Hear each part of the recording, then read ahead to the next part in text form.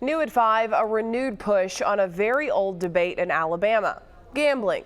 The Alabama Track Owners Association launching an ad campaign aimed at building support for legalized betting. They claim the state is losing $700 million a year. Our investigative reporter Brendan Kirby has followed this for years. He's in the studio now with us now, and Brendan, the legislature won't be in regular session for months. So why now? Well, Shelby, gambling supporters hope to get this on the agenda for a special session that has to be called before the end of the year to deal with redrawing the legislative district boundaries. There's nothing complicated about the message and ads from the Alabama Track Owners Association. Take a look. Call your legislator. Robert Kennedy Jr., a spokesman for the association's efforts, says he believes the matter could be included in an upcoming special session. Well, we actually think it's the perfect time.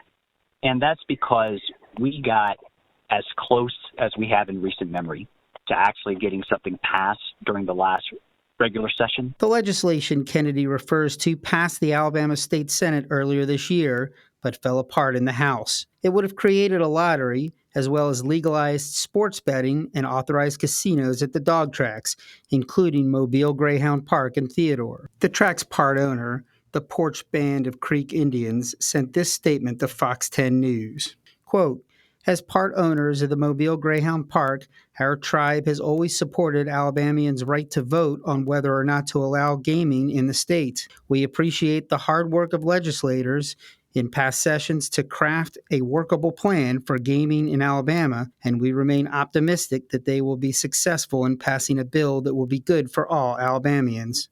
But the proposal continues to face long odds for the same reasons it has stalled for 2 decades. It requires a constitutional amendment, which means the legislature needs a supermajority in the House and Senate, and lawmakers have never been able to reach consensus on issues like whether it should include just the lottery or all gambling, and how the money would be spent. State Senator Chris Elliott, a Republican who represents the Eastern Shore and South Baldwin County, says he doubts the issue will make it on the agenda of a special session, and he says the prospects are complicated during the next regular session because it falls during campaign season. But I don't see I don't see it happening in a special, and frankly, I don't see leadership really moving this forward in an election year. One thing that does give this extra push is that the various factions in favor of gambling who have bickered with one another in the past appear to be united.